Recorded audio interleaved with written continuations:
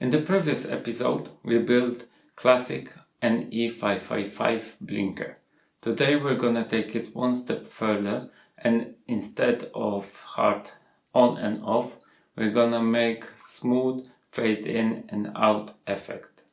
Before we make our fade in and out, we have to fix something, because right now we have a transistor BC327 right here, and it shouldn't be here because it is PNP transistor, so it should be on the positive side of LED, not right here.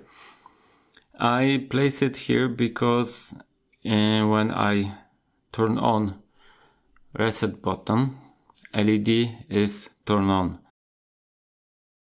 Now we should have here an NPN transistor, so we will place here transistor BC337 like that. And now blinking is working, but when we turn on reset, you can see LED is off.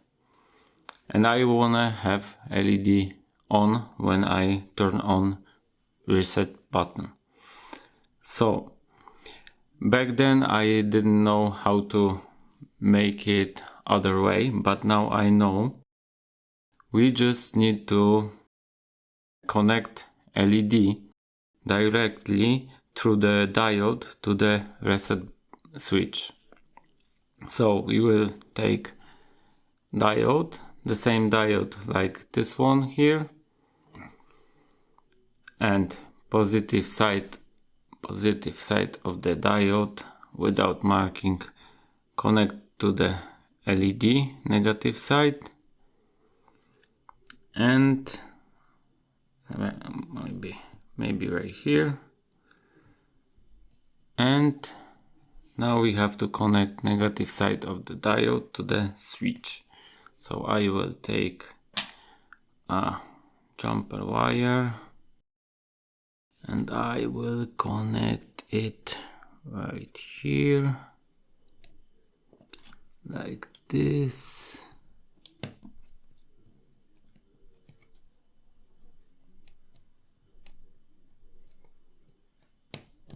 Okay, like that. And now you can see LED is on. When we turn off reset, LED is blinking, and when we turn on, LED stops but is turned on. It is because when we have turn off switch, this line with the diode is not working because we have broken connection here, and rest of the circuit is working normally. But when we turn on the reset switch, the 555 timer and transistor doesn't work, but we connected ground of the LED directly through the switch here to the ground. So LED is on. Now we can make our LED fade in and out, because with the BC337 it's working fine. With BC327 I wasn't able to get nice racing and falling edge because transistor was cutting the voltage. Now I connected scope to the circuit right here to the LED, so you can see the difference in the waveform. Now when we have just blinking, the waveform is perfectly rectangular. Now we can make our fade in and out. First we're gonna take out this connection, this blue jumper wire, and we will replace it with resistor. First we're gonna take 5K. Let's place it here. We're gonna use RC timing to do fade in and out. So this is our resistor, and now we have to connect capacitor. I will use 220 microfarads, negative side to the ground, and positive side we're gonna place here where the resistor is connected with this black jumper wire, like this. And now you can see LED is fading in and out. It's simple like that. Now you can see on the scope we have a little bit smoother rising and falling edge, but it's still pretty fast. So to change this, we're gonna replace this resistor, and keep it in mind that you have to match the timing of the RC timing here to the speed of the 555 timer.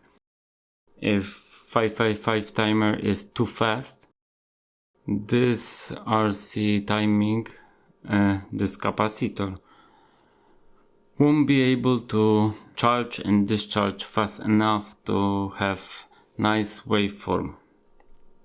So you have to adjust the values, and I will show you with the 100K resistor. This will take a lot longer to charge and discharge. Let's connect it right like that, and you can see LED isn't turning on fully, and we have on the scope really small racing edge, so it's even not fully turning off, I think. So this resistor is too big. For me, the best is 22K. I will place it.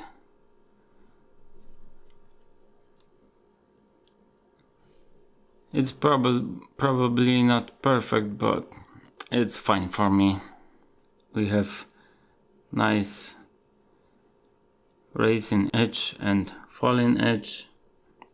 We have a little bit flat line on the bottom, so it's probably turning on fully. And this is it. It's look pretty good for me. If you wanna have something a little bit longer or shorter, you can change this value and see what's working best for you.